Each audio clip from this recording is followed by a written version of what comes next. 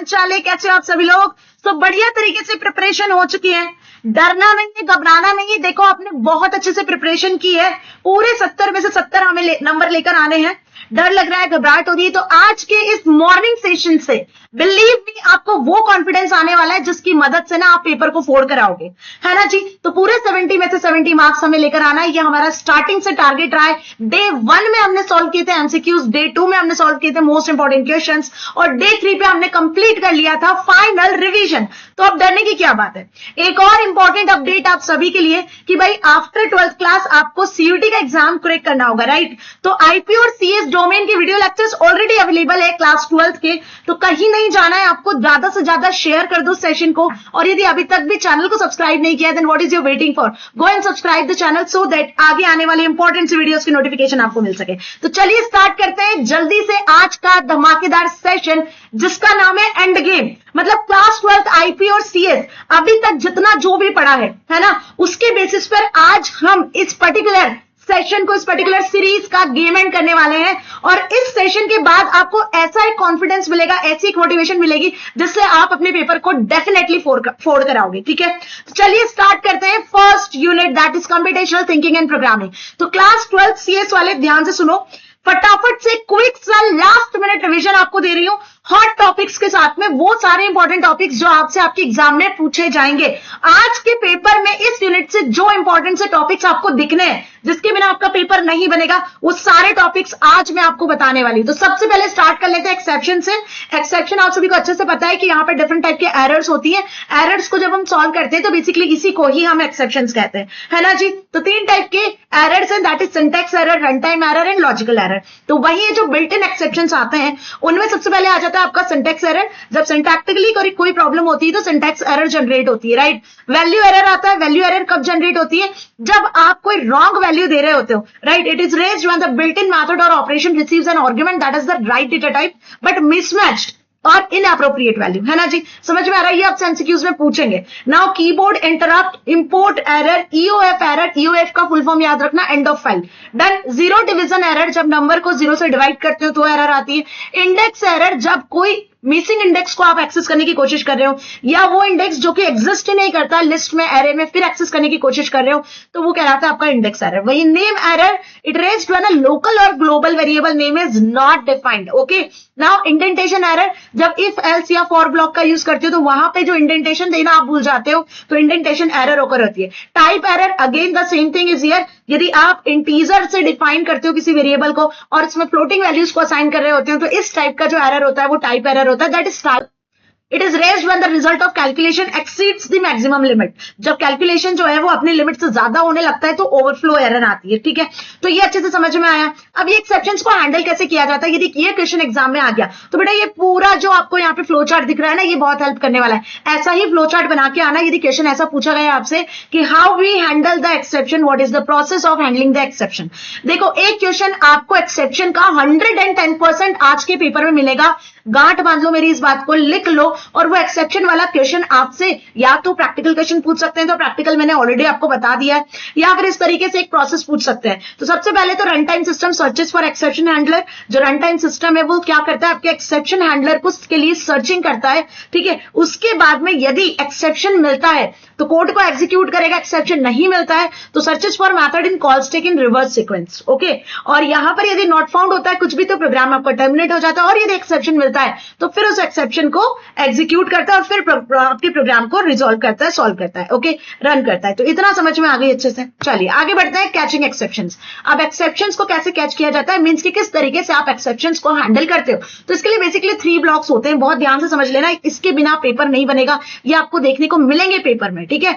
तो try and except are the 2 blocks जिसकी मदद से आप एक्सेप्शंस को हैंडल कर सकते हो। तो ये आपका प्रैक्टिकल पार्ट में आपसे पूछ सकते हैं। तो ट्राई ब्लॉक वो ब्लॉक होता है जहां पर आप वो लिखते हो जिसमें एक्सेप्शन आने वाला होता है, वो कोड आप यहां पे लिखते हो। तो program statement where exceptions might occur, जहां एक्सेप्शन आ सकता है, जैसे नंबर को 0 से डिवाइड करना है तो वो कोड आपका यहां लिखाएगा।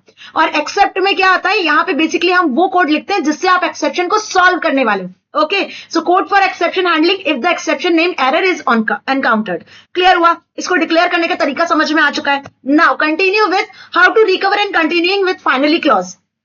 फाइनली क्लॉज के थ्रू कैसे आप अपने कोड को रिकवर करते हो, है ना। तो यहाँ पे ट्राई, एक्सेप्ट, एल्स और फाइनली, ये कुल मिला के 4 ब्लॉक्स होते हैं जो आपको एक्सेप्शन हैंडलिंग में बहुत ज्यादा हेल्प करते हैं। तो ट्राई में तो जहां कोड में एरर आती है वो लिखते हैं, एक्सेप्शन में बेसिकली एक्सेप्शन को हैंडल कैसे करना है उसके लिए सिचुएशन लिखी जाती है, एल्स में यदि एक्सेप्शन नहीं होता है तो क्या एग्जीक्यूट होना है, एक्सेप्शन होता है तो ये एग्जीक्यूट होगा, नहीं होता है तो एक्सेप्शन ये एग्जीक्यूट होगा। Finally always execute ensuring clean up, जो भी आपने कोड लिखा है यदि उसका एक्सेप्शन रिजॉल्व हो चुका है तो फाइनली में आप जो भी लिखोगे वो पर्टिकुलरली कोड रन हो जाने वाला है। तो टोटल ये 4 ब्लॉक्स होते हैं जो कि एक्सेप्शन हैंडलिंग में यूज किए जाते हैं। तो है ना क्विक सा रिवीजन, मजा आ रहा है पढ़ने में, फटाफट से आपको सारा रिवीजन मैं यहाँ प्रोवाइड करने वाली हूँ, ठीक है। टेक्स्ट फाइल की यदि बात करूं तो टेक्स्ट फाइल की यदि हम बात करें तो यहाँ पे जब आप फाइल को हैंडल करते हो तो 2 टाइप की फाइल्स आपको हैंडल करने को मिलती है, one is text file and one is binary file. इसमें डिफरेंस आता है पेपर में, हो सकता है कि इस बार आपसे डिफरेंस पूछ लिया जाए पेपर में, या हो सकता है कि इंडिविजुअली आपसे 2 नंबर में पूछ लिया जाए। तो टेक्स्ट फाइल्स में क्या आते हैं, कैरेक्टर्स को स्टोर करते हो एज अ बाइट्स, इसमें कुछ एनकोडिंग स्कीम्स को फॉलो किया जाता है जैसे हमने पढ़ा था। यदि एंड ऑफ लाइन पे पहुंच जाता है कर्सर तो ईओएल कैरेक्टर से इंडिकेट किया जाता है जिसको न्यू लाइन से हम शो करते हैं। जनरली व्हाइट स्पेसेस और कॉमास या फिर टैब से आपका हर एक वर्ड सेपरेट होता है। बाइनरी फाइल की बात करूं तो ये स्पेशल टाइप की फाइल होती है जिसमें बेसिकली हम क्या करते हैं 0-1 के फॉर्मेट में डेटा को शो करते हैं। मतलब मशीन जो समझती है वो बाइनरी फाइल्स होती है ना 0-1-0-1, बट यूजर के लिए तो वो जो है अंडरस्टैंडेबल फॉर्मेट में होता है। Even a small change can corrupt the file, making it unreadable. Errors are difficult to fix since the content is not human readable. Obvious सी बात है, यदि एरर आती है और जो कंटेंट ह्यूमन रीडेबल नहीं होता है तो वहां पे एरर को सॉल्व करना थोड़ा डिफिकल्ट होता है। तो Python allows reading and writing both text and binary files. तो पाइथन सॉफ्टवेयर आपको 2 टाइप की फाइल को अलाउ करता है, one is text file and other is binary file. इनके अपने कुछ फंक्शंस होते हैं, इनके अपने कुछ कोड होते हैं। तो यहाँ पे फाइल हैंडलिंग में आप बहुत सारे इंपॉर्टेंट से फंक्शंस को पढ़ेंगे, एक बार रिवाइज करेंगे, जो एग्जाम में आएंगे ही आएंगे, जिसके बिना आपका पेपर नहीं बनेगा। तो बहुत ध्यान से समझ लो। यदि मैं फाइल ऑब्जेक्ट क्रिएट करने की बात करूं तो आपको ओपन फंक्शन का यूज करना होता है जिसमें फाइल का नाम लिखते हो और एक्सेस मोड लिखते हो। फाइल का नाम .txt एक्सटेंशन से सेव करते हो, यहां पर आप वही फाइल जिसको आप एग्जीक्यूट करने वाले हो प्रॉपर उसका नाम लिखोगे। एक्सेस मोड ये कुछ भी हो सकता है, R फॉर रीड ओनली, ठीक है, रीड ओनली मोड होता है। RB बाइनरी फाइल का रीड ओनली मोड होता है। R+ या +R बोथ रीड और राइट मोड के लिए होता है, याद रखना। W मोड होता है राइट मोड, और WB या WP+ की बात करें तो ये बाइनरी का जो है रीड राइट मोड होता है, ठीक है। और A जो होता है फाइल में डेटा को अपेंड करने के लिए यूज होता है, that is append mode. A+ और +A मोड, यहां पर जो फाइल यदि एग्जिस्ट नहीं करती तो नई फाइल क्रिएट हो जाती है और फिर उसमें आप डेटा को रीड कर सकते हो, अपेंड कर सकते हो। तो यहाँ पे बेसिकली अपेंड मोड जो होता है वो फाइल के एंड में आ जाता है, मतलब कर्सर आपका एंड ऑफ फाइल को पॉइंट कर रहा होता है। बाकी सारे मोड्स में कर्सर आपका बिगिनिंग ऑफ फाइल में रहता है क्योंकि रीडिंग और राइटिंग स्टार्टिंग से ही पॉसिबल होती है, ठीक है। यदि फाइल नहीं होती तो पहले फाइल एग्जिस्ट होती है, देन आप उसके बाद में रीडिंग राइटिंग और अपेंडिंग का काम कर सकते हो। तो ये मोड के क्वेश्चंस आपसे एमसीक्यूज में डियर स्टूडेंट्स पूछे जाते हैं, ये मोड्स अच्छे से एक बार रिवाइज कर लेना। नाउ कौन कौन से इंपॉर्टेंट फंक्शंस है जो यहाँ यूज किए जाते हैं, तो ध्यान से सुनो। फाइल हैंडलिंग, वो भी कौन सी, टेक्स्ट फाइल हैंडलिंग। तो टेक्स्ट फाइल हैंडलिंग के लिए जो फंक्शन है वो होता है ओपन क्लोज, फाइल को ओपन और क्लोज करने के लिए। फाइल में यदि आपको राइट करना है तो राइट फंक्शन का यूज करते हो, यदि आपको कुछ सीक्वेंस ऑफ लाइंस को राइट करना है तो राइट लाइंस का यूज कर सकते हो। एंटायर फाइल को रीड करना है तो रीड का, यदि वही सिंपल सीक्वेंस ऑफ लाइंस या फिर वर्ड्स को रीड करना है तो रीड लाइंस का यूज करोगे। सिक फंक्शन होता है, ये भी बहुत इंपॉर्टेंट फंक्शन होता है जो कि पोजीशन बताता है कि कर्सर किस जगह पर है, ठीक है, बिगिनिंग में है, करंट वर्ड पर है या एंड में है। डंप और लोड 2 और मेथड्स होती हैं जो कि बाइनरी फाइल से रिलेटेड होती है। तो ये कहां पर होता है, पिकल मॉड्यूल में। मतलब यदि आपको बाइनरी फाइल के साथ में डील करना है तो यहाँ पे पिकल मॉड्यूल का यूज किया जाता है। और पिकल मॉड्यूल की 2 इंपॉर्टेंट सी मेथड्स होती है, डंप एंड लोड। अब इनके बारे में मैंने आपको पहले ही बता चुका है, ठीक है ना। तो पिकल मॉड्यूल में सीरियलाइजेशन और डीसीरियलाइजेशन होता है ना। तो सीरियलाइजेशन के लिए डंप होती है और डीसीरियलाइजेशन के लिए लोड मेथड होती है। तो ये कुल मिला के एक ऊपर मैं ओवरव्यू आपको बता रही हूँ, क्विक सा रिविजन कि जो आपने अभी तक पढ़ा है उसको आप कैसे अपने एग्जाम में इंप्लीमेंट कर सकते हो यदि क्वेश्चन आया तो।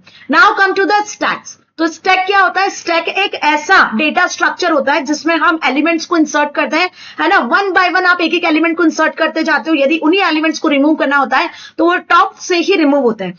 तो स्टैक जो है बेसिकली लीफो प्रिंसिपल पर बेस्ड होता है, that is last in first out. Implement करने के लिए 2 ऑपरेशंस हम यहाँ पे परफॉर्म करते हैं, one is push and one is pop.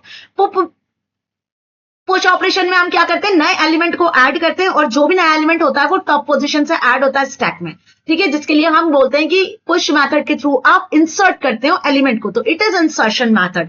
यदि स्टैक फुल हो जाती है तो यहां पर कोई और एलिमेंट को आप ऐड नहीं करते हो और आपको जो एरर यहां देखने को मिलती है वो होती है ओवरफ्लो एरर, और इसके लिए जो फंक्शन काम करता है वो पुश फंक्शन काम करता है। वहीं पॉप ऑपरेशन की बात करूं तो पॉप ऑपरेशन की मदद से आप एलिमेंट को रिमूव कर सकते हो, ठीक है, तो इसीलिए हम इसे कहते हैं डिलीशन ऑपरेशन के लिए इसका यूज किया जाता है। तो टॉप से ही एलिमेंट को डिलीट किया जाता है, ध्यान रखना। तो लास्ट इन फर्स्ट आउट, ये चीज आपको समझ में आ गई। जैसे कि आप कोई भी प्लेट्स को अरेंज करते हो तो लास्ट प्लेट सबसे ऊपर आती है ना, बिल्कुल वैसे ही रिमूव भी करना होता है तो लास्ट प्लेट्स को ही सबसे पहले रिमूव करते हो। तो these are the examples of stack. बहुत सारे एग्जांपल्स है जो स्टैक में आप लिखकर आ सकते हो। यदि स्टैक में कोई एलिमेंट एग्जिस्ट नहीं करता है तो इन दैट केस ना जो एरर आपको शो होती है वो ये होती है कि अंडरफ्लो। बात समझ में आई? ओवरफ्लो और अंडरफ्लो कब आपको एरर आती है? जब स्टैक में एलिमेंट नहीं होता है तो अंडरफ्लो और आप डिलीट करने की कोशिश कर रहे हो। जब स्टैक में एलिमेंट इंसर्ट करना होता है और स्टैक फुल हो जाती है तो ओवरफ्लो। ओके, अब इसका डायग्राम यहां पे मैंने आपको पहले ही समझा दिया था। Now come to the next, that is database management system and SQL functions. तो देखो आईपीसीएस दोनों के लिए सेशन है, दोनों क्लास के स्टूडेंट इस सेशन को देख सकते हो। Database management system and SQL function IP के बुक में भी है और सीएस की बुक में भी है, तो दोनों स्टूडेंट्स के लिए बेनिफिशियल है। लेकिन इसके प्रीवियस जो चैप्टर था वो 40 मार्क्स का सिर्फ सीएस के लिए था, ठीक है ना। तो सारे चैप्टर्स मैंने यहाँ 1 by 1 लगाए हुए हैं आप सभी के लिए और क्विक सा revision with in 1.5 an hour में आपको मैं ये कंप्लीट करवा देने वाली हूँ, ठीक है। और लास्ट में हम जानेंगे कि मैम आंसर्स कैसे लिख कर आना है। क्लियर? तो चलिए आप जानते हैं डेटाबेस मैनेजमेंट सिस्टम के बारे में। तो ये वो सिस्टम होता है जिसमें आप डेटा वैल्यूज को किस तरीके से अरेंज करते हो, एक स्ट्रक्चर्ड वे में अरेंज करते हो, जिसमें आप इजीली डेटा को क्रिएट कर सकते हो, स्टोर कर सकते हो, मॉडिफाई कर सकते हो, एक्सट्रैक्ट कर सकते हो। बात समझ में आ गई? इस तरीके से टेबुलर फॉर्मेट में जो होता है आपका डेटा अरेंज होता है, जिसमें रो को कहते हैं टपल या रिकॉर्ड और वहां पर कॉलम्स को क्या कहा जाता है, एट्रीब्यूट्स या फील्ड्स। और वो कॉलम जो टेबल के रिकॉर्ड्स को यूनिकली आइडेंटिफाई करता है उसे कहते हैं हम प्राइमरी की। समझ में आ रही है बात अच्छे से? अब यदि आपसे आरडीबीएमएस का फुल फॉर्म पूछ लिया गया तो आरडीबीएमएस मतलब रिलेशनल डेटाबेस मैनेजमेंट सिस्टम, जहां पे आप वो डीबीएमएस का मॉडल जहां पे आप सिर्फ और सिर्फ टेबुलर फॉर्मेट में काम करते हो, रोज एंड कॉलम्स के फॉर्मेट में वैल्यूज को स्टोर करते हो, वो आरडीबीएमएस कहलाता है, ठीक है। तो यहाँ पर आरडीबीएमएस के लिए जो सॉफ्टवेयर होते हैं जहां पे हम इसे मेंटेन करते हैं डेटाबेस को, ऑरेकल हो गया, Libre Office Base, MS Office Base, Sybase, MySQL, MS SQL, this all are the software. इनका क्वेश्चन भी आपसे एग्जाम में पूछा जाता है। अब यदि एडवांटेजेस आपसे पूछ लिया तो क्या लिखकर आने वाले हो? मैं यहाँ पे डीबीएमएस के बहुत सारे एडवांटेजेस हैं और यही फीचर्स भी होते हैं। तो एग्जाम में यदि फीचर्स पूछ लिया या एडवांटेजेस पूछ लिया तो भाई दोनों का आंसर सिमिलर ही होने वाला है, इस चीज का आपको खास ख्याल रखना है। Enforcement of data standards, data availability, redundancy, data redundancy जिसको कहा गया है कि रिडंडेंसी को रिमूव करता है, रिड्यूस करता है।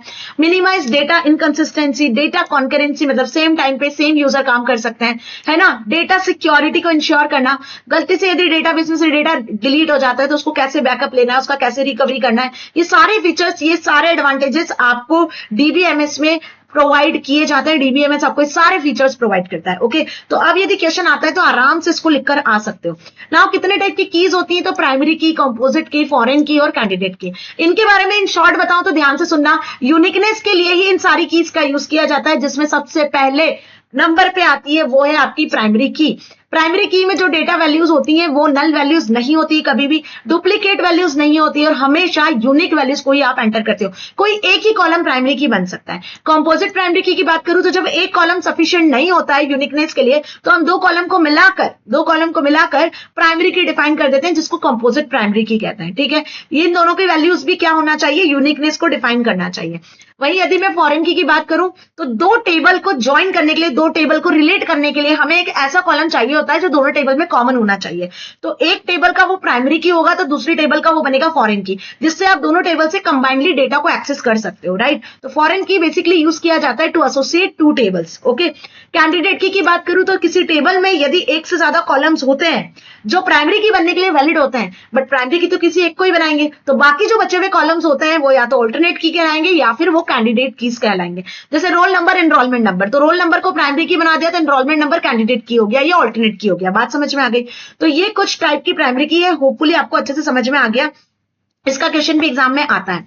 नाउ एसक्यूएल पे आ जाए, that is structured query language. तो बेटा जो स्ट्रक्चर्ड क्वेरी लैंग्वेज के दो टाइप्स होते हैं, दो स्टेटमेंट टाइप्स होते हैं, डीडीएल एंड डीएमएल। DDL का फुल फॉर्म होता है that is data definition language, जिसमें क्रिएट, ऑल्टर, ड्रॉप, ट्रंकेट और रीनेम आते हैं।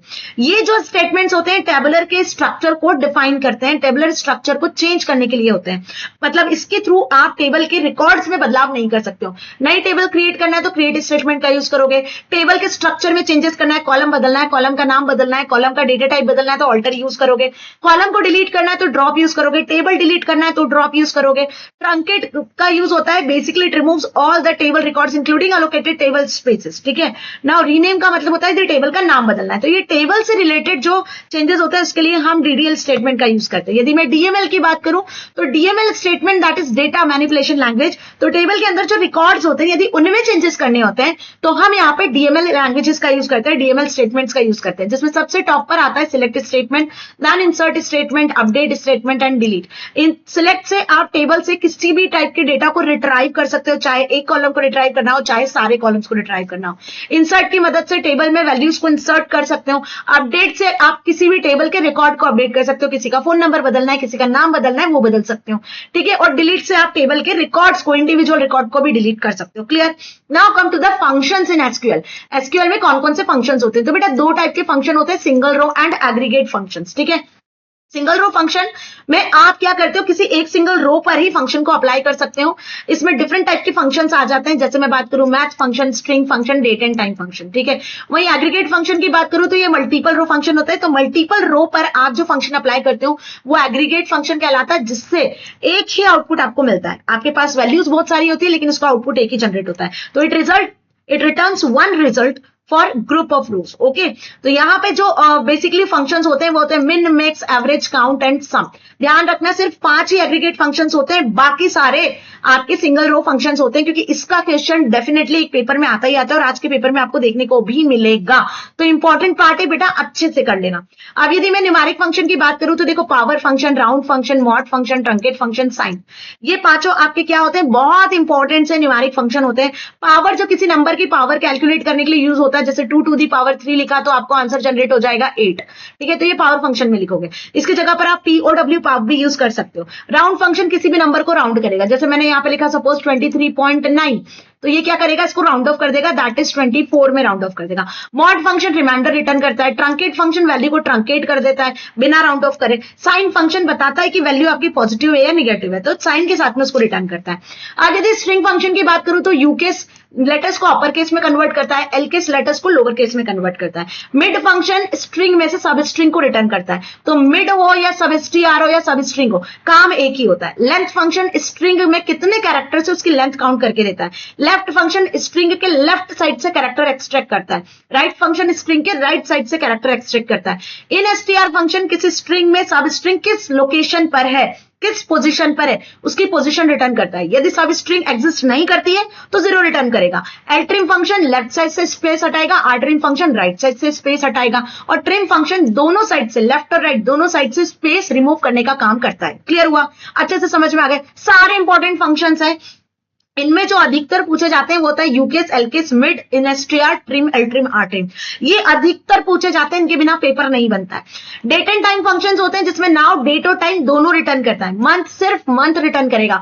मंथ मतलब सेकंड मंथ है, 3 मंथ है, 4 मंथ है, 5 मंथ है, नंबर्स में रिटर्न करेगा। मंथ का नाम चाहते हो जनवरी, फरवरी, मार्च, तो मंथ नेम फंक्शन का यूज करते हैं। ईयर चाहते हो तो 2025, 2023, 1989 लाइक दिस, तो वो ईयर फंक्शन रिटर्न करेगा। इन सभी में आपको डेट पास करनी होगी, इन सभी में आपको डेट पास करनी होगी नाउ को छोड़कर। बाकी सब में आप जब डेट लिखोगे ना, डेट को एज ए आर्गुमेंट पास करोगे तो उसी डेट का month, month name, year, day, और डे नेम मतलब मंडे, ट्यूसडे, वेडनेसडे, ये रिटर्न आपको करेगा, ठीक है। तो यहां भी क्वेश्चन आपसे मंथ, ईयर, डे नेम के पूछे जाते हैं, पेपर में आते हैं। प्रीवियस ईयर के पेपर में भी ये क्वेश्चन आपसे पूछे गए।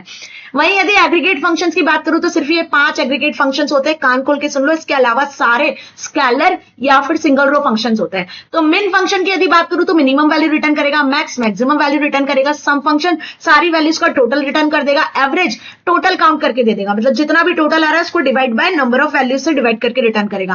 काउंट फंक्शन 2 तरीके से यूज होता है, मतलब यदि आप काउंट को इस तरीके से यूज करते हो, काउंट में यदि आप स्टार लिखते हो, ध्यान से सुनना, काउंट में यदि आप स्टार पास करते हो तो इसका सिंपल सा मतलब होता है कि ये नल वैल्यूज को काउंट कर लेता है। वहीं इस स्टार की जगह पर यदि आप कोई कॉलम का नाम स्पेसिफाई करते हो तो ये नल वैल्यू को काउंट नहीं करता है। This is the basic difference, okay. और इसका क्वेश्चन एग्जाम में आता ही है। डन।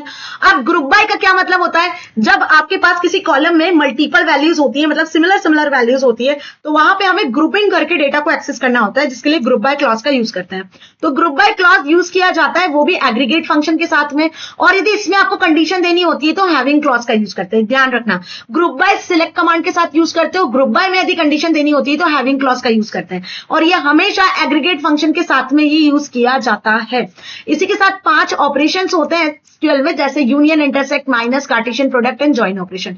यूनियन दोनों टेबल के डेटा को कंप्लीटली मर्ज करके आपको शो करता है, इंटरसेक्ट कॉमन वैल्यूज को शो करता है, माइनस किसी एक टेबल की वैल्यूज को देगा तो दूसरी टेबल की वैल्यूज को नहीं देगा, ये दूसरी टेबल की वैल्यूज को देगा तो पहली टेबल की वैल्यूज को नहीं देगा। तो माइनस का काम होता है किसी भी एक टेबल की वैल्यूज को शो करना। कार्टेशियन प्रोडक्ट हर एक वैल्यू को दूसरी वैल्यूज के साथ में मर्ज करके शो करता है।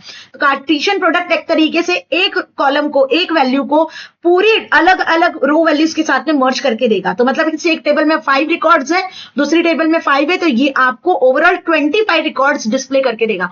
जॉइन अलग अलग तरीके से जॉइन कर सकते हो, इक्वी जॉइन लगा सकते हो, नेचुरल जॉइन लगा सकते हो, दो टेबल में से सेम कॉलम के बेसिस पे वैल्यूज को जॉइन करके। ठीक है, अब आ जाते हैं कंप्यूटर नेटवर्क वाली यूनिट पे, जो अपने आप में ही इंपॉर्टेंट है, जिससे 10 नंबर का क्वेश्चन आपसे पूछा जाता है, चाहे आईपी वाले हो चाहे सीएस वाले हो। ध्यान से सुन लो, कंप्यूटर नेटवर्क में सबसे पहले आपसे पूछा जाता है टाइप्स ऑफ नेटवर्क। देखो डेफिनेशन तो सबको अच्छे से पता है ना, इंटरनेट की भी, नेटवर्क की भी। तो लैन मैन वैन, that is local area network, metropolitan area network and wide area network. इसका डिफरेंस आता है, इसके बारे में लिखने को भी आता है, तो इस डिफरेंस के बेसिस पर आप लिख सकते हो ना।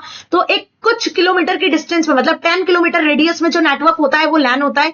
यहां पर जो एरर रेट होता है कम होता है ना, वही इसकी स्पीड हाई होती है क्योंकि कम कंप्यूटर्स होते हैं, और ये इनएक्सपेंसिव होता है क्योंकि कम कंप्यूटर्स में हमें कनेक्शन करना होता है।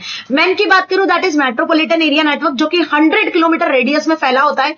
यहां पर जो एरर रेट होता है वो मॉडरेट होता है, ना ज्यादा कम ना ज्यादा हाई। ओके, और इसकी स्पीड भी मॉडरेट होती है। ये इनएक्सपेंसिव नहीं होता है, लेकिन हाँ थोड़ा एक्सपेंसिव होता है क्योंकि यहाँ नंबर ऑफ कंप्यूटर्स लेंसेज ज्यादा होते हैं। यदि वैन की बात करूं, that is wide area network, तो बेटा ये ग्लोबली ओवरऑल वर्ल्ड वाइड जितने कंप्यूटर्स हैं वो वैन के थ्रू कनेक्टेड है। इसका सबसे बेस्ट एग्जांपल होता है इंटरनेट। ठीक है, लैन की बात करें तो यहाँ पे टेलीफोन लाइन के थ्रू कनेक्शन होता है। मैन की बात करें तो जो केबल टीवी नेटवर्क होता है वो मैन का एग्जांपल होता है। यहाँ पे एरर रेट भी हाईएस्ट होता है, स्पीड भी लो मिलती है, और ये थोड़ा एक्सपेंसिव होता है क्योंकि वर्ल्ड वाइड यहाँ कंप्यूटर्स कनेक्टेड होते हैं। तो अब यदि डिफरेंस आया, जो कि आएगा कंफर्म है, तो लिखकर आ सकते हो ना। ये आपसे वन वर्ड में भी पूछा जा सकता है। लैन मैन वेन का एक क्वेश्चन आपको देखने को मिलेगा, चाहे 4 नंबर के क्वेश्चन में देखने को मिले, चाहे 1 नंबर के क्वेश्चन में देखने को मिले। ठीक है, नाउ यदि मैं नेटवर्क डिवाइस की बात करूं तो अलग अलग नेटवर्क डिवाइसेस का हम यूज करते हैं, जैसे कि आपको पिक्चर्स में यहां पर दिख रही है। मॉडेम को कहते हैं मॉड्यूलेटर, डिमॉड्यूलेटर, जो एनालॉग टू डिजिटल और डिजिटल टू एनालॉग कन्वर्जन करता है। ईथरनेट कार्ड बेसिकली यूज की जाती है एक इंटरफेस की तरह। यदि आप नेटवर्क को एक्सेस करना चाहते हो तो आपकी कंप्यूटर सिस्टम और नेटवर्क के बीच में एक इंटरफेस का काम करती है।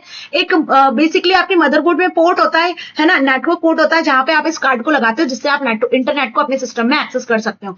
रिपीटर सिग्नल्स को रीजनरेट करने के लिए यूज होता है। जब लार्ज डिस्टेंस पे कंप्यूटर्स कनेक्ट होते हैं तो यदि सिग्नल्स वीक होने लगते हैं बीच में डेटा ट्रांसफर होते समय, तो सिग्नल्स को रीजनरेट करने का काम रिपीटर का होता है।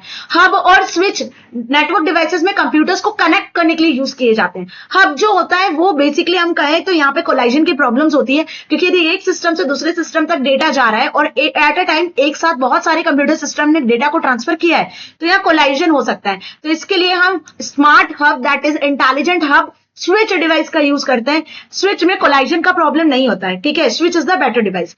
नाउ स्विच से और अच्छा होता है राउटर। राउटर की मदद से आपको वाईफाई और वायरलेस दोनों टाइप के कनेक्शंस मिल जाते हैं, मतलब वायर्ड कनेक्शन और वायरलेस कनेक्शन, दोनों कनेक्शन आपको यहां मिल जाते हैं। राउटर बेस्ट रूट को फाइंड आउट करता है कि एक सिस्टम से दूसरे सिस्टम तक डेटा को ट्रांसफर करने के लिए सबसे बेस्ट रूट क्या होगा, जहां पे ट्रैफिक भी नहीं होगा और कोलाइजन जैसी प्रॉब्लम भी नहीं होगी। तो डेटा को पैकेट्स में डिवाइड करने का काम भी राउटर का ही होता है। ठीक है, और वही बात करें गेटवे की, तो गेटवे एक बेसिकली ब्रिज की तरह काम करता है। मतलब गेटवे का क्या काम होता है, एंट्री और एग्जिट पॉइंट होता है। बाहर से जो आपको इंटरनेट मिल रहा है आपकी कंपनी, आपकी ऑर्गेनाइजेशन के लिए, उस इंटरनेट को सेफली सिक्योरली आपके सिस्टम तक पहुंचाना और आउटसाइड एरिया में लेकर जाना, मतलब दो अलग अलग नेटवर्क को कनेक्ट करने के लिए गेटवे यूज किया जाता है। Understand this thing. अब एक क्वेश्चन जो एग्जाम में आता ही आता है, वो या तो डिवाइस का आएगा या तो टोपोलॉजीज का आएगा। बेटा 100% आपको एक क्वेश्चन इसका देखने को मिलेगा पेपर में। आप मुझे आकर बताओगे कि मैम यस इसका क्वेश्चन आया था और जैसा आपने बताया था वैसा ही आया था। ठीक है, तो टोपोलॉजीज बेसिकली बात करें तो यहाँ पे 4 से 5 टाइप की होती है, जिसमें स्टार टोपोलॉजी का क्वेश्चन आता है, वो भी 4 नंबर में पूछा जाता है एप्लीकेशन बेस्ड क्वेश्चन, जो मैंने आपको टॉप क्वेश्चंस में सॉल्व करवाया हुआ है ना। वहां पूछते हैं आपसे कि XYZ एक कंपनी है, वहां पे यदि आपको नेटवर्क लगाना है तो किस टाइप का नेटवर्क लगाओगे, कौन सा सेंटर डिवाइस यूज करोगे, कैसी टॉपोलॉजीज को यूज करोगे, किस टाइप का नेटवर्क फॉर्म करवाना चाहोगे, ये सब आपको वहां पूछा जाएगा। ठीक है, तो मैश की बात करें तो मैश टॉपोलॉजी में हर एक नोड दूसरी नोड से कनेक्टेड होती है, डेडिकेटेड केबल के थ्रू कनेक्टेड होती है। यहाँ कोलाइजन का कोई प्रॉब्लम नहीं होता है, हाई सिक्योरिटी के साथ में यहाँ कनेक्शन होता है। ठीक है, लेकिन स्मॉल डिस्टेंस के लिए मैश टॉपोलॉजी फ्लेक्सिबल होती है। वहीं रिंग की बात करें तो एक सर्कुलर रिंग के फॉर्मेट में कंप्यूटर्स कनेक्ट होते हैं जो एक दूसरे के साथ में डेटा को शेयर कर रहे होते हैं। अगेन यहाँ पे जो डेटा ट्रांसफर होता है वो क्लॉकवाइज या एंटी क्लॉकवाइज शेयर होता है। वहीं बस टॉपोलॉजी की बात करूं तो बस टॉपोलॉजी में ना एक डेडिकेटेड लाइन होती है, उस लाइन से सारे कंप्यूटर्स कनेक्ट होते हैं, जैसे आप यहाँ पे डायग्राम में देख पा रहे हो, ये बस टॉपोलॉजी। यदि ये मेन केबल में प्रॉब्लम आ जाती है तो पूरा नेटवर्क फेल होता है। यहाँ पे लेस केबल्स यूज होती है, less number of ports use होते हैं, तो ये इनएक्सपेंसिव होती है। वहीं यदि स्टार टॉपोलॉजी की बात करूं तो ये जो टॉपोलॉजी आपको देखने को मिल रही है जिसमें एक सेंट्रल हब या स्विच होता है जिससे सारे कंप्यूटर्स कनेक्टेड होते हैं, तो ये एक फ्लेक्सिबल और रिलायबल टॉपोलॉजी होती है जिसमें बेसिकली कंप्यूटर्स को कनेक्ट कर सकते हो और यहाँ पर ना ज्यादा कोलाइजन का प्रॉब्लम नहीं होता। लेकिन एक प्रॉब्लम यहाँ ये होता है कि यदि हब या स्विच में प्रॉब्लम हुई तो पूरा नेटवर्क फेल हो सकता है। Last is tree topology. तो ट्री टॉपोलॉजी में एक हायरार्किकल स्ट्रक्चर को फॉलो किया जाता है जिसमें मेन रूट नोड होती है, फिर उसके पेरेंट नोड होते हैं, फिर उसके चाइल्ड नोड्स होते हैं, फिर उसके सब चाइल्ड नोड्स होते हैं। ऐसे एक प्रॉपर इन्वर्टेड ट्री स्ट्रक्चर में जो कंप्यूटर्स अरेंज होते हैं। ठीक है, एक होती है हाइब्रिड टॉपोलॉजी जिसमें इन सारी टॉपोलॉजीज का कलेक्शन होता है जिसको हम कहते हैं हाइब्रिड टॉपोलॉजी। ठीक है, तो इतना अच्छे से समझ में आ गया ये टॉपोलॉजीज क्या होती है, इनके एडवांटेज डिसएडवांटेज आए तो लिखकर आ सकते हो। अब इंटरनेट और www में यदि 2 नंबर में आपसे क्वेश्चन पूछ लिया तो क्या लिखकर आने वाले हैं, सुनो। इंटरनेट में बेसिकली नेटवर्किंग डिवाइसेस और कंप्यूटर्स को कनेक्ट किया जाता है, लेकिन उसी इंटरनेट को जब आप यूज करना चाहते हो, इंटरनेट बेस्ड सर्विसेज को यूज करना चाहते हो, तो बेटा www मतलब वेब सर्वर का यूज करते हैं जहां से इंफॉर्मेशन आपको हाइपरलिंक के फॉर्मेट में देखने को मिलती है। Internet isn't just the web pages, मतलब इंटरनेट कोई वेब पेज नहीं होता है, इंटरनेट पे कंप्यूटर्स का कनेक्शन होता है। लेकिन वही यदि मैं बात करूं www की तो www is made up of websites, अलग अलग वेबसाइट्स जो कि बहुत सारे वेब पेजेस से मिलकर बनाई जाती है। उन वेबसाइट्स को एक्सेस करना होता है तो वो सर्वर पर होती है जिसे www कहते हैं, वर्ल्ड वाइड वेब। क्लियर हुआ। अब क्वेश्चन आपसे पूछा जाता है कुछ इंटरनेट बेस्ड टर्मिनोलॉजीज के बारे में। तो बेटा ये टर्मिनोलॉजीज ये सारी होती है जो मैं आपको बता रही हूं। देखो, यदि वेब पेज के बारे में पूछा गया तो वेब पेज क्या होता है, वो इंडिविजुअल वेब डॉक्यूमेंट होता है जो कि सर्वर पर स्टोर होता है। सर्वर पर स्टोर करने के लिए हम इसको होस्ट करते हैं और एक प्रॉपर टेक्निक के थ्रू इसको होस्ट किया जाता है। अब किसी भी वेबसाइट को या किसी भी वेब पेज को एक्सेस करना होता है तो यहाँ पे HTTP प्रोटोकॉल की मदद से ही या वेब ब्राउजर की मदद से हम इन वेब पेजेस को एक्सेस कर सकते हैं, वो भी हाइपरलिंक्स के फॉर्मेट में। हर एक पेज का यूनिक एड्रेस होता है जिससे वो सर्वर पर स्टोर होता है। वेबसाइट क्या होता है, कलेक्शन ऑफ वेब पेजेस। किसी भी वेबसाइट का सबसे पहला पेज होम पेज कहलाता है, याद रखना, सबसे पहला पेज क्या कहलाता है, होम पेज कहलाता है। रिमेंबर दिस थिंग, है ना, क्योंकि ये चीज भी क्वेश्चन में एमसीक्यूज में आपसे पूछी जा सकती है। तो website is a collection of web page जो किसी एक गोल को, एक पर्टिकुलर एम को ध्यान में रखकर बनाई जाती है। क्लियर। अब यदि वेब पोर्टल आपसे पूछ लिया गया तो वेब पोर्टल वेबसाइट का कलेक्शन होता है, ये भी ध्यान रखना, जिसमें आपको अलग अलग टाइप की इंफॉर्मेशन देखने को मिल जाती है। यदि वेब ब्राउजर की बात करूं तो मेन हीरो इंटरनेट पे वेब ब्राउजर ही होता है, बिना इसके आप इंटरनेट को एक्सेस ही नहीं कर सकते हो। ठीक है, तो सर्वर तक कम्युनिकेशन करवाने के लिए जो सॉफ्टवेयर होता है वो वेब ब्राउजर ही होता है, जिसमें Google Chrome, Mozilla Firefox, internet Microsoft explorer, internet का जो माइक्रोसॉफ्ट एज सॉफ्टवेयर है उसका यूज कर सकते हो। वेब सर्वर जिसको www कहा जाता है एक हाई कॉन्फ़िगर्ड सिस्टम होता है जिसमें बहुत सारे डेटाबेसेस होते हैं। यूजर जब भी कोई रिक्वेस्ट करता है वेब ब्राउजर से तो वह वेब सर्वर से कनेक्ट होती है, तो सर्वर आपकी इंफॉर्मेशन को हाइपरलिंक के फॉर्मेट में शो करता है। जितनी भी वेबसाइट्स होती है वो सब सर्वर पर ही स्टोर होती है। कुकीज वो स्मॉल सी टेक्स्ट फाइल्स होती है जो कि इंटरनेट पर स्टोर हो जाती है। ठीक है, इंटेंशनली या अनइंटेंशनली ये इंफॉर्मेशन जो आपकी सिस्टम में स्टोर हो जाती है, ब्राउजर पर स्टोर होती है, जब आप इंटरनेट को एक्सेस कर रहे होते हो, नेट सर्फिंग कर रहे होते हो, तो वो स्मॉल टेक्स्ट फाइल्स कुकीज कहलाती है। Sometimes it is harmful for user and sometimes it is useful also. तो कहते हैं टाइम टू टाइम जो कुकीज होती है उसको क्लियर करते रहना चाहिए। प्रोटोकॉल्स के बिना तो इंटरनेट पे कोई काम हो ही नहीं सकता है। प्रोटोकॉल्स वो रूल्स रेगुलेशंस होते हैं, वो स्टैंडर्ड्स होते हैं जिनके बेसिस पर आप इंटरनेट सर्विसेज को एक्सेस करते हो। आपको फाइल शेयर करना है तो FTP प्रोटोकॉल का यूज होता है। यदि आपको मेल शेयर करना होता है तो SMTP प्रोटोकॉल का यूज होता है। मेल रिसीव करने के लिए POP प्रोटोकॉल काम करता है। कम्युनिकेशन के लिए TCP/IP प्रोटोकॉल काम करता है। यदि आपको सिक्योरली डेटा को ट्रांसमिट करना है तो HTTPS प्रोटोकॉल होता है। एनक्रिप्शन टेक्निक के लिए SSL secure socket layer protocol होता है या सिक्योर शेल प्रोटोकॉल होता है। ठीक है, तो होपफुली आपको प्रोटोकॉल भी समझ में आया। And what about HTML? तो बेटा HTML हाइपरटेक्स्ट मार्कअप लैंग्वेज होती है जिसमें हम इंटरनेट पर बेस्ड वेब पेजेस को डिजाइन कर सकते हैं। तो दो तरीके के वेब पेजेस होते हैं, one is static and other is dynamic. Dynamic. Static web page HTML language में डिजाइन किए जाते हैं जिसमें यूजर चेंजेस नहीं कर सकता है, उसको रिक्रिएट करना पड़ता है ना। और यदि मैं डायनेमिक वेब पेजेस की बात करूं तो डायनेमिक वेब पेजेस वो वेब पेजेस होते हैं जिसको रियल टाइम में आप चेंजेस कर सकते हो। हर यूजर अपने अपने अकॉर्डिंग उन पर्टिकुलर वेबसाइट्स में कंटेंट देखता है जो कि डायनेमिक वेब पेजेस में क्रिएट की हुई होती है, ठीक है, वहां रिक्रिएशन की जरूरत नहीं पड़ती है। तो यहाँ पर जो डायनेमिक वेब पेजेस होते हैं वो जावास्क्रिप्ट जैसी एडवांस लैंग्वेजेस में क्रिएट किए जाते हैं। इतना समझ में आ गया। इसके बाहर आपके पेपर में कुछ नहीं आने वाला है, इसकी गारंटी मेरी है। जो टर्मिनोलॉजीज आएंगी ना कंप्यूटर नेटवर्क की, वो यहीं से आपसे पूछी जाएंगी, ठीक है। अब आ जाते हैं हम आईपी का पहला unit, that is data handling using pandas 1। तो बेटा पेंडास 2 नहीं आ रहा है, पेंडास 1 वाला पार्ट आ रहा है। बहुत ध्यान से, बहुत केयरफुली यहां से अच्छे से समझ लेना कि पाइथन में जो लाइब्रेरीज होती है उसमें सबसे पहली library that is pandas library, जिसका फुल फॉर्म होता है पैनल डेटा। ये आपसे एमसीक्यूज में पूछ सकते हैं। वेस मैकिने ने 2008 में इसको डिजाइन किया था। बेसिकली डेटा एनालिसिस के लिए इसका यूज किया जाता है। मल्टी डायमेंशनल स्ट्रक्चर डेटा को शो करने के लिए दो तरीके के डेटा स्ट्रक्चर होते हैं पाइथन लाइब्रेरी में, जो पेंडास लाइब्रेरी में, जो अभी हम आगे देखेंगे। उससे पहले इस लाइब्रेरी को कैसे इंस्टॉल करना है, कैसे यूज करना है, तो पिप इंस्टॉल पेंडास की मदद से इसको इंस्टॉल करते हैं। और इसको इंपोर्ट कैसे करते हैं, तो इंपोर्ट पेंडास एज पीडी। ये दोनों कमांड याद रखना, इसके एमसीक्यूज एग्जाम में आपसे पूछे जाते हैं। Now data structure in pandas, तो 2 टाइप के कॉमनली डेटा स्ट्रक्चर्स होते हैं, one is series and one is data frame, जो आपको इस सिलेबस में अपने पढ़ना है। सीरीज 1 डायमेंशनल डेटा स्ट्रक्चर होता है, data frame 2 dimensional data structure होता है। यदि सीरीज की बात करूं तो अलग अलग तरीके से आप सीरीज को क्रिएट कर सकते हो। जैसे कि यदि आपको स्केलर वैल्यू से क्रिएट करना है तो series is equals to PD dot series. Series function में एस कैपिटल आता है, इस चीज का ध्यान रखना है आपको, ठीक है। और यहाँ पे वो डेटा वैल्यूज देनी है जिससे आप सीरीज को क्रिएट कर सकते हो। और यहाँ पे सीरीज का इंडेक्सिंग होता है जो डिफॉल्ट 0 से स्टार्ट होता है, जैसे कि एरेज में होता है, बिल्कुल वैसे ही, ठीक है। बात समझ में आ रही है अच्छे से। साथ ही इसमें आप लेबल्ड इंडेक्सिंग भी दे सकते हो, जो आगे अभी हम देखेंगे। क्लियर। नाउ यदि आप नंपाई एरे से क्रिएट करना चाहते हो तो पहले आपको नंपाई एरे को क्रिएट करना होगा, फिर इस एरे को आप यहां पर सीरीज में पास कर दोगे। तो इस तरीके से आप एरे का यूज करके सीरीज क्रिएट करोगे। यदि आपको डिक्शनरी से सीरीज को क्रिएट करना है तो सबसे पहले आपको एक डिक्शनरी क्रिएट करनी होगी, फिर उस डिक्शनरी को आपको पास करना होगा सीरीज फंक्शन में, जिससे कि एक सीरीज क्रिएट होगी डिक्शनरी से। एक चीज आपको जो यहां ध्यान रखनी है वो ये कि डिक्शनरी की जो की होती है वो बन जाती है सीरीज के इंडेक्सेस, और डिक्शनरी की जो वैल्यू वो बन जाती है सीरीज की डेटा वैल्यूज, ठीक है। अब यहाँ पे सीरीज को तो हम 3 तरीके से क्रिएट कर सकते हैं। एम्प्टी सीरीज भी आप क्रिएट कर सकते हो, जब यहाँ पे कोई वैल्यूज नहीं दोगे तो एम्प्टी सीरीज क्रिएट हो जाना है, ठीक है। अब इसमें इंडेक्सिंग कैसे होती है, सपोज आपको सीरीज का कोई इंडिविजुअल एलिमेंट एक्सेस करना है, तो यदि इंडिविजुअल एलिमेंट एक्सेस करना है तो आपको क्या करना होगा, वही जैसे लिस्ट में हम एक्सेस करते हैं उसी तरीके से आपको सीरीज डेटा ऑब्जेक्ट का नाम लिखना है और आपको स्क्वायर ब्रैकेट में इंडेक्स स्पेसिफाई कर देना है। जो भी इंडेक्स स्पेसिफाई करोगे उस इंडेक्स में जो नंबर होगा वो आपको मिल जाएगा। जैसे 0 पे 10 है, 1 पे 20 है और 2 पे 30 है, तो हम 2 इंडेक्स की वैल्यू को एक्सेस करना चाह रहे हैं तो हमें क्या मिला, 30 वैल्यू मिल गई। आई बात समझ में। So this is whole about indexing, right. वहीं यदि मैं स्लाइसिंग की बात करूं तो किसी एक सीरीज में से यदि आपको सब सीरीज को एक्सेस करना होता है ना, सब डेटा वैल्यूज को एक्सेस करना होता है, तो हम यहाँ पे स्लाइसिंग का यूज करते हैं, जिसमें हम वही स्क्वायर ब्रैकेट में स्टार्ट और एंड वैल्यू को लिखते हैं कि आपको किस जगह से स्टार्ट करना है और कहां तक एक्सेस करना है सीरीज वैल्यू को।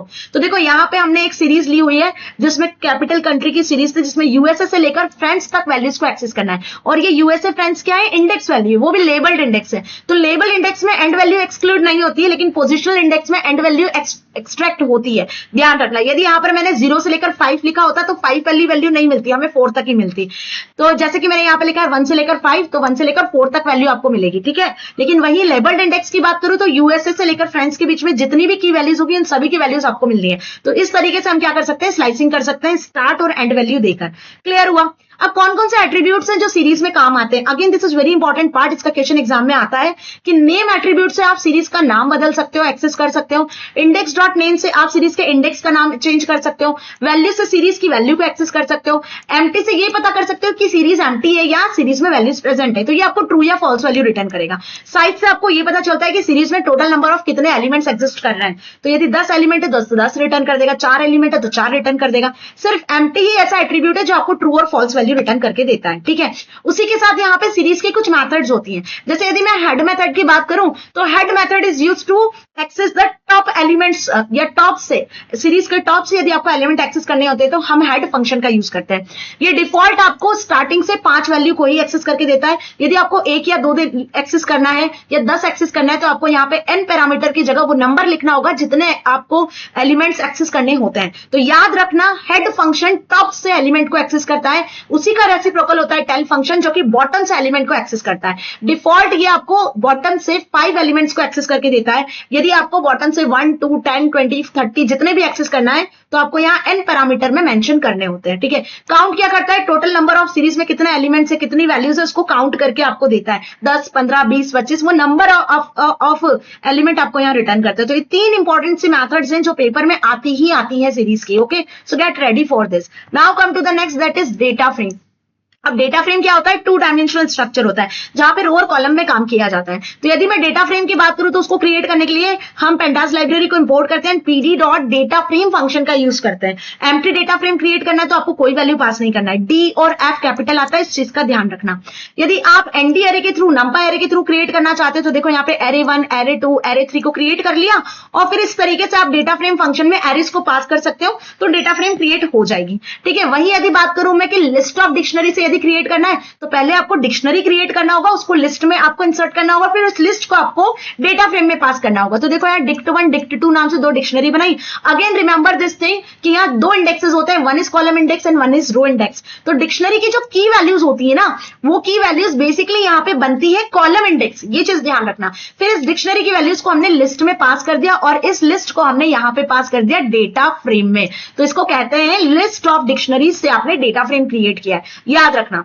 वही यदि मैं डिक्शनरी ऑफ लिस्ट की बात करूं तो आप यहां पे डिक्शनरी के अंदर लिस्ट को क्रिएट कर देते हो, ठीक है। तो यहां पे हमने डिक्शनरी में state, geographical area, very dense forest, ये 3 कीज क्रिएट करें जो डेटा फ्रेम के कॉलम इंडेक्स बनेंगे और इसके अंदर हमने जो वैल्यूज दी है वो लिस्ट में प्रोवाइड की है। तो ये बन जाने वाली है डेटा फ्रेम की वैल्यूज। और अब क्या करा है, बेसिकली इस डिक्शनरी को पास कर दिया डेटा फ्रेम में, जिससे बेसिकली इस डिक्शनरी की जो की वैल्यूज है और जो वैल्यूज है वो डेटा फ्रेम के कॉलम इंडेक्स और वैल्यूज बन जाएंगे, ठीक है। अब यदि आपको सीरीज से डेटा फ्रेम क्रिएट करना है तो बेटा ये भी पॉसिबल है। डॉट सीरीज फंक्शन से एक सीरीज क्रिएट कर लो, इंडेक्स क्रिएट कर लो, तो इंडेक्स जो है वो कॉलम इंडेक्स बन जाएंगे, जो वैल्यू जो है सीरीज की वो डेटा फ्रेम की वैल्यू बन जाएगी। बस क्या करना है, सीरीज को आपको डेटा फ्रेम में पास कर देना है, ठीक है। जैसे अभी लिस्ट और डिक्शनरी को किया, वैसे ही आप क्या कर सकते हो, डिक्शनरी ऑफ सीरीज से भी डेटा फ्रेम क्रिएट कर सकते हो। ये कैसे मैम, तो यहाँ पे हमने क्या करा, डिक्शनरी बनाई जिसमें अर्नब, रमित, समृद्धि, रिया, मलिका, ये कुछ की वैल्यूज बना ली और वहां पे फिर सीरीज को जब डिक्शनरी की वैल्यूज बनाना चाहिए तो उसमें हमने क्या करा, सीरीज फंक्शन के थ्रू, है ना, डेटा वैल्यूज और इंडेक्स को बनाया। तो अब ये जो इंडेक्सेस हैं ये बेसिकली आपके रो इंडेक्सेस बनेंगे और की वैल्यूज जो है वो कॉलम इंडेक्सेस बनेंगे। और जो सीरीज की वैल्यूज आप यहाँ पे देख रहे हो सीरीज फंक्शन में, ये सारी वैल्यूज डेटा फ्रेम की वैल्यूज बन जाएगी। तो फाइनली हमने इस डिक्शनरी को पास कर दिया डेटा फ्रेम में, जिससे एक रो कॉलम इंडेक्स के साथ में पर्टिकुलर एक डेटा फ्रेम क्रिएट हो जाने वाली है। तो ये तो हमने जाना कि कितने तरीके से आप डेटा फ्रेम को क्रिएट कर सकते हो, डन। तो ये क्वेश्चन एग्जाम में आता ही आता है बेटा कि सीरीज कितने तरीके से क्रिएट की जाती है और डेटा फ्रेम कितने तरीके से क्रिएट की जाती है, डन। अब जानते हैं कि आप इस पर रो और कॉलम के बेसिस पे ऑपरेशंस कौन कौन से परफॉर्म कर सकते हो। तो यदि डेटा फ्रेम पे ऑपरेशंस परफॉर्म करने होते हैं तो या तो हम नया कॉलम नई रो को ऐड करते हैं या रीनेम करते हैं या डिलीट करते हैं, यही कुछ ऑपरेशंस परफॉर्म करते हो। यदि आपको नया कॉलम ऐड करना है तो .loc मेथड का यूज करते हो, वो भी लेबल्ड इंडेक्सेस के साथ में, ठीक है। सपोज आपको कोई एक कॉलम ऐड करना है, इंग्लिश नाम का कॉलम ऐड करना है, तो आपने जो भी वैल्यूज ऐड करनी है वो वैल्यूज यहां लिख दी और वही स्क्वायर ब्रैकेट में। लोक मेथड का यूज करें, ये ध्यान रखना, है ना। नई रो ऐड करनी तो रो में आपको ऐड करने के लिए कोई भी लोक मेथड का यूज नहीं करना है।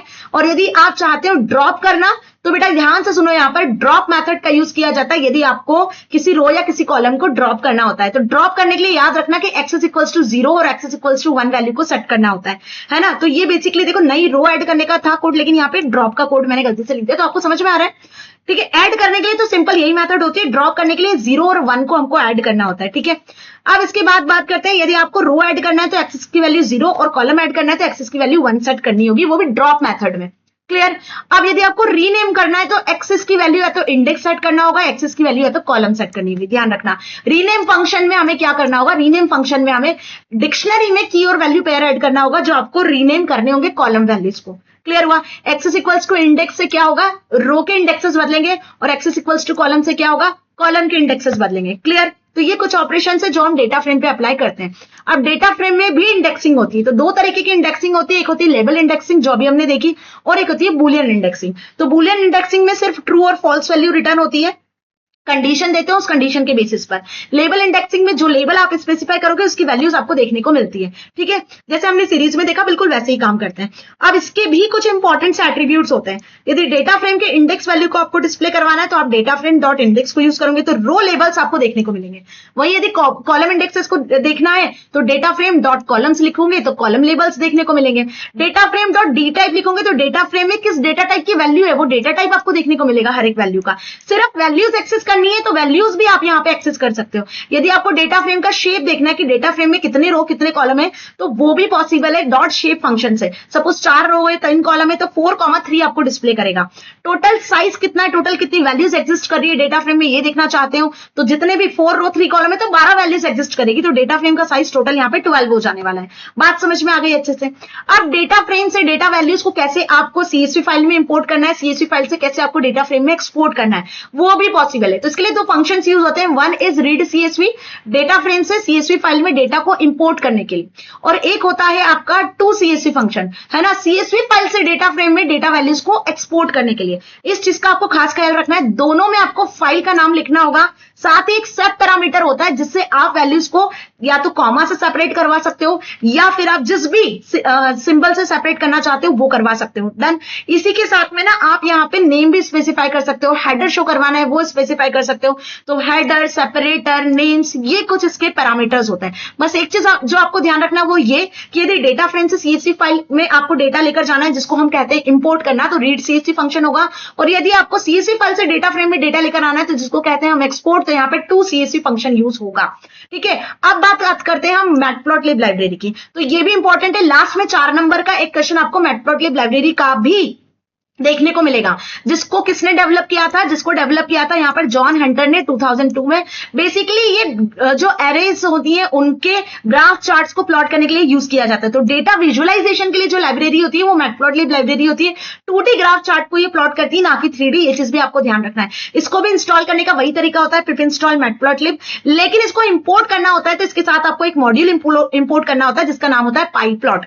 तो मैटप्लॉटलिब.पाईप्लॉट की मदद से हम इसको इंपोर्ट कर सकते हैं। ठीक है, अब पाईप्लॉट मॉड्यूल के जो जो इंपॉर्टेंट से फंक्शंस होते हैं, यदि आपको लाइन ग्राफ बनाना है तो प्लॉट फंक्शन का यूज करोगे, बार ग्राफ बनाना है तो बार फंक्शन यूज करोगे, यदि आपको हॉरिजॉन्टल बार ग्राफ बनाना है तो बार एच फंक्शन का यूज करोगे, बॉक्स प्लॉट बनाना है तो बॉक्स प्लॉट फंक्शन का यूज करोगे, हिस्टोग्राम बनाना है तो हिस्ट फंक्शन का यूज करोगे, पाई चार्ट बनाना है तो पाई फंक्शन का यूज करोगे, और स्कैटर चार्ट बनाना है तो स्कैटर फंक्शन का यूज करोगे। तो ये कुछ फंक्शंस हैं, ये उनके पैरामीटर्स हैं जो यहां मैंने लिखे हुए हैं। ठीक है, हर एक पैरामीटर हर एक फंक्शन के साथ में इजीली काम करता है। डन।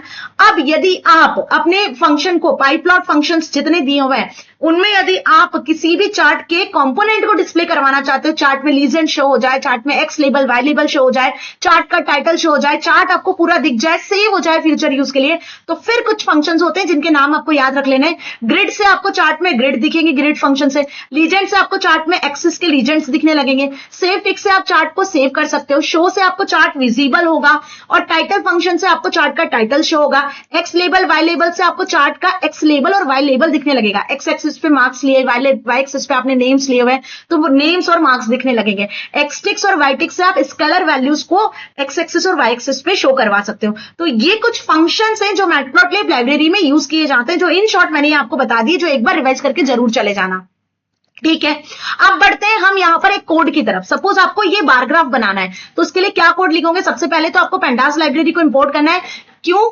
क्योंकि जो हम फाइल ले रहे हैं वो सीएसवी फाइल से आप डेटा वैल्यूज को ले रहे हो। अब भाई बार ग्राफ बनाने के लिए आपके पास में डेटा वैल्यूज तो होना चाहिए, या तो आप यहाँ पे नंपाई एरे से डेटा वैल्यूज को क्रिएट कर लो या किसी सीएसवी फाइल से डेटा फ्रेम में डेटा वैल्यूज को ले लो। इंपोर्ट कर लिया मैटप्लॉटलिब.पाईप्लॉट एज पीएलटी को। अब हम यहाँ बना रहे हैं क्या? अब हम यहाँ बना रहे हैं जो ग्राफ बनाने वाले हैं वो है बार चार्ट। तो हमने डीएफ डॉट प्लॉट फंक्शन में काइंड इक्वल्स टू बार लिख दिया, जिससे ये वर्टिकल बार ग्राफ्स यहाँ क्रिएट होगा। एक्स एक्सिस में आपने डे दे दिया है, मतलब एक्स एक्सिस में आपको सारे डेज नेम मिल जाने, जैसे आप यहाँ देख रहे हो मंडे ट्यूसडे वेडनेसडे, और इस चार्ट का टाइटल आपने शो कर दिया मेला सेल्स रिपोर्ट, तो टाइटल भी आपको यहाँ विजिबल हो रहा है। आप चाहते हो कि वाई एक्सिस का लेबल आपको शो हो, एक्स एक्सिस का लेबल शो हो, तो इस तरीके से आप plt.y label, plt.x label function का यूज कर सकते हो। इस चार्ट ग्राफ को शो करवाना है तो plt.show फंक्शन का यूज करोगे, तब आपको ये चार्ट और ग्राफ देखने को मिलेगा। इसमें लीजेंड शो करवाना है तो plt.legend फंक्शन का यूज कर लेना। X label Y label show करवाना है तो एक्स लेबल वाई लेबल का यूज कर लेना। इसको सेव करवाना है तो आप सेव टिक फंक्शन का यूज कर सकते हो। इट डिपेंड्स कि आपको कौन कौन से फंक्शन का यूज करना है, बट क्वेश्चन 4 नंबर का ही आपको देखने को मिलेगा। कोई भी फिगर आपसे यहाँ पे दे सकते हैं, पूछ सकते हैं, सभी के लिए फंक्शंस अवेलेबल है। यदि आपको लाइन चार्ट बनाना है तो प्लॉट का यूज करो, बार ग्राफ बनाना है तो बार का यूज करो, ठीक है, पाई चार्ट बनाना है तो पाई, हिस्टोग्राम बनाना है तो हिस्ट, ठीक है, सबके अपने अपने पैरामीटर्स भी होते हैं जो हमने कल के सेशन में डिटेल में जाने थे। तो इस चैप्टर से सिर्फ इतना ही इंपॉर्टेंट है जो पेपर में आपको 100% देखने को मिलेगा बेटा। फंक्शंस पढ़ लेना, कोड अच्छे से समझ लेना, ठीक है। चलो आ गए last chapter, that is societal impact पर। सोसाइटल इंपैक्ट वाला जो चैप्टर है, बेसिकली इसमें इंटरनेट को जब आप यूज करते हो तो यूज करते समय आपको किन बातों का ध्यान रखना चाहिए। सबसे पहले बात कर ले डिजिटल फुटप्रिंट की। तो जाने अनजाने में जब हम इंटरनेट को यूज करते हैं ना, तो कुछ हमारी इंफॉर्मेशन जो है इंटरनेट पे छूट जाती है, तो वो इंफॉर्मेशन आपकी क्या कहलाती है, डिजिटल फुटप्रिंट्स कहलाती है। जब आप इंटेंशनली कुछ इंफॉर्मेशन स्टोर करते हो इंटरनेट पे, तो वो होती है आपकी एक्टिव डिजिटल फुटप्रिंट्स। और वही यदि वो इंफॉर्मेशन आप इंटेंशनली ना करके अनइंटेंशनली जब छोड़ते हो इंफॉर्मेशन, तो वो आपकी कहलाती है पैसिव डिजिटल फुटप्रिंट्स। इसका यदि एग्जांपल की बात करूं, तो सपोज कि आप ऑनलाइन शॉपिंग वेबसाइट का यूज करते हो और वहां पे आप रजिस्ट्रेशन फॉर्म फिल करते हो, अपना एड्रेस, नंबर, फोन नंबर और सारी चीजें लिखते हो ना, ताकि सही जगह पर सही एड्रेस पर आपकी इंफॉर्मेशन या आपका ऑर्डर डिलीवर हो। तो आप जो इंफॉर्मेशन दे रहे हो वो इंटेंशनली दे रहे हो, तो आपका एक्टिव डिजिटल फुटप्रिंट क्रिएट होता है। वहीं किसी इंटरनेट वेबसाइट को आप सर्च कर रहे हो और वहां पे आपकी इंफॉर्मेशन, आपका आईपी एड्रेस, आपकी लोकेशन, सारी चीजें अनइंटेंशनली सेव हो रही है, तो वो पैसिव डिजिटल फुटप्रिंट कहलाता है। इसका डिफरेंस एग्जाम में आता है, ध्यान रखना। अब जब हम ऑनलाइन रहकर काम कर रहे होते हैं तो एक ऑनलाइन एक डिजिटल सोसाइटी क्रिएट हो जाती है, ठीक है, उसे डिजिटल सोसाइटी कहते हैं, राइट। और इस डिजिटल सोसाइटी में रहने वाला हर एक पर्सन नेटिजन कहलाता है, ठीक है। तो हर एक नेटिजन को कुछ रूल्स और रेगुलेशंस को फॉलो करना होता है, जिसको हम कहते हैं नेट एटिकेट्स, कम्युनिकेशन एटिकेट्स और सोशल मीडिया एटिकेट्स। देखो, जब इंटरनेट एक्सेस कर रहे होते हो तो सोशल मीडिया पे आप नहीं हो, ऐसा हो ही नहीं सकता है। तो सोशल मीडिया पे भी आपको एथिकल रहना पड़ता है, सही तरीके से बात करनी पड़ती है, ऐसी बातें, ऐसा कॉमेंट नहीं करना होता जो किसी को हर्ट कर सके। तो साइबर बुलिंग जैसे केसेस को हमें अवॉइड करने होते हैं, ठीक है। रिलायबल होकर और आपको क्रेडिबल होकर इंफॉर्मेशन शेयर करनी होती है, पोलाइट वे में बात करनी होती है। जो रूल्स रेगुलेशन आप नॉर्मल लाइफ में फॉलो करते हो वही आपको इंटरनेट पे भी फॉलो करने होते हैं, है ना। अब सबसे बड़ा जो डर होता है वो होता है डेटा को प्रोटेक्ट करने का।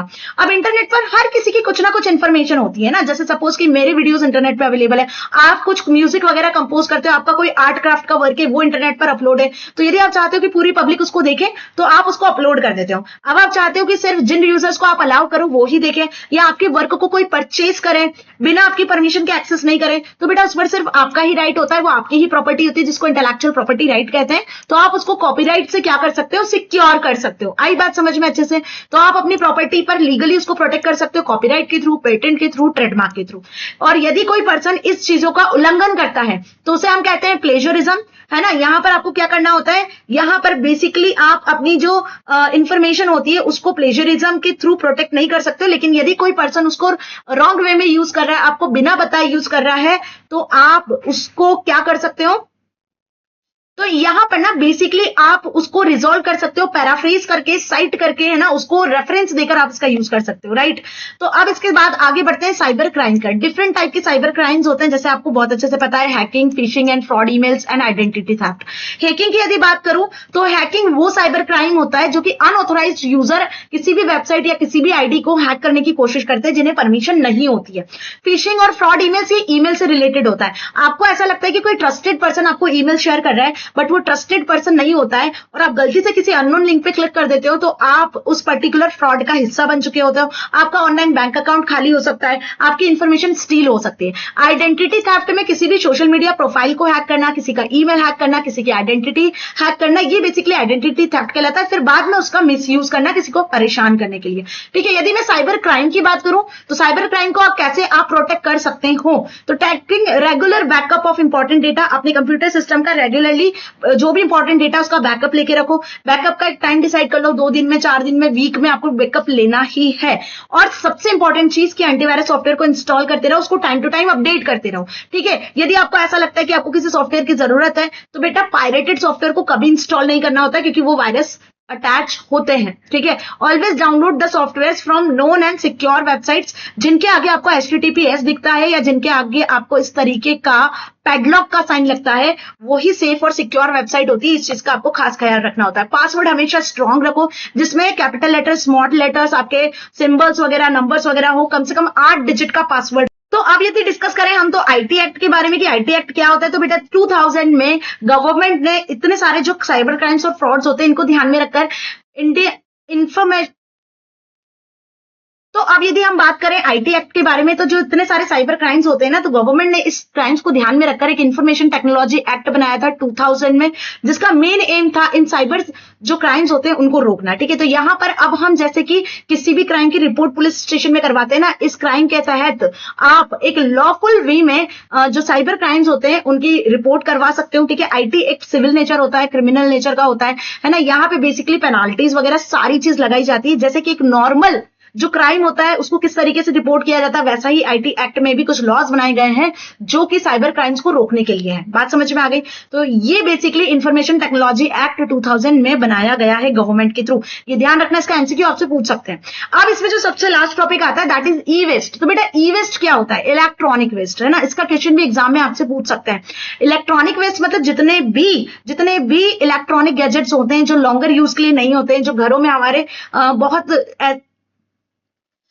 हमारे वेस्टेज पड़े रहते हैं, वो ई वेस्ट की कैटेगरी में आते हैं। वो बहुत ज्यादा हार्मफुल होते हैं यदि वो लॉन्गर यूज में नहीं होते हैं। तो उसमें आपके computer, laptop, PC, mobile phone, music system, speaker, printers, ये सारी चीजें आ जाती है। ठीक है, अब इसको कैसे मैनेज करना है? तो आजकल बहुत सारी कंपनीज हैं, ऑनलाइन भी अवेलेबल है, डोर टू डोर आपसे ई वेस्ट को कलेक्ट करते हैं, बदले में आपको पे भी करके जाते हैं। ठीक है, तो बेसिकली यदि देखा जाए तो रिड्यूस, रीयूज और recycle, this are the 3 method जिससे आप ई वेस्ट को मैनेज कर सकते हो। ठीक है, इसको मैनेज करने के लिए सबसे पहली बात तो ये होती है कि कम से कम इलेक्ट्रॉनिक गैजेट्स को खरीदो, जितनी जरूरत है उतना ही परचेज करो।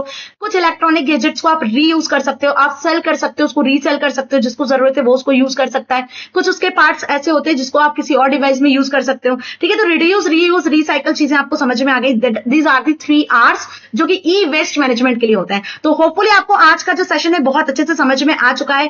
आंसर कैसे लिखना है, तो बेटा इसका ध्यान आपको रखना है कि 4 नंबर के क्वेश्चंस में आपको कोई भी भर के आंसर या पैराग्राफ में लिखना है, आपको सेक्शंस में आंसर मिलेंगे। कोड बेस्ड जो क्वेश्चन होंगे वहां भी आपको लिमिटेड आंसर लिखना होगा। तो एक तरीके से आपका क्विक रिवीजन मैंने यहां पर सुबह सुबह करवा दिया है। एक तरीके से आपने फास्टली पूरा सिलेबस आईपी का भी और सीएस का भी अब यहां रिवाइज कर लिया है ना जी। तो बहुत अच्छे तरीके से अब आप अपनी एग्जाम के लिए प्रिपेयर हो चुके हो। आंसर लिखना जरूर, कोई भी क्वेश्चन छोड़ के मत आना बेटा, कोई भी माइनस मार्किंग नहीं हो रही, इस चीज का ध्यान रखना। जो आता है, जैसा आता है, जितना आता है लिख कर आना। कोई प्रोग्रामिंग क्वेश्चन आ जाए और उसके बारे में आपको नहीं पता है तो बेटा उस प्रोग्रामिंग क्वेश्चन के बारे में जो भी पता है, थोड़ा बहुत थ्योरी भी पता है, थोड़ा बहुत भी कोड आता है तो लिख कर आना, क्योंकि स्टेप मार्किंग है इस बार, है ना। ऐसा मत सोचना कि कोड नहीं आता है, प्रोग्राम नहीं आता है तो क्या लिख कर आऊं। लिख कर जरूर आना, क्योंकि कोड की भी मार्किंग होगी, एक एक स्टेप की भी मार्किंग होगी। भर के आपको आंसर लिखने की जरूरत नहीं है सीएस में, क्योंकि जो लॉन्ग आंसर्स भी है वो डिवाइडेड मिलेंगे आपको एक एक नंबर में। इस बार से पेपर पैटर्न पूरा बदल चुका है, कॉम्पिटेंसी बेस्ड क्वेश्चन ज्यादा मिलेंगे। तो बेटा बहुत इजी पेपर आएगा, डोंट वरी। आपको सब आता है, आपने सब पढ़ा है, खुद पे विश्वास रखना। फाइनल रिवीजन कर लिया, क्विक रिवीजन कर लिया है, और क्या चाहिए। तो अब आपको सारी चीजें रिकॉल हो चुकी है, कोई परेशानी नहीं है, कोई डर नहीं लग रहा है ना। बस कॉन्फिडेंट रहना, खुद पे विश्वास रखना और अच्छे से अपना पेपर करके आना। So all the very best for your final exam देकर आओगे तो पेपर को शेयर करना मत भूलना।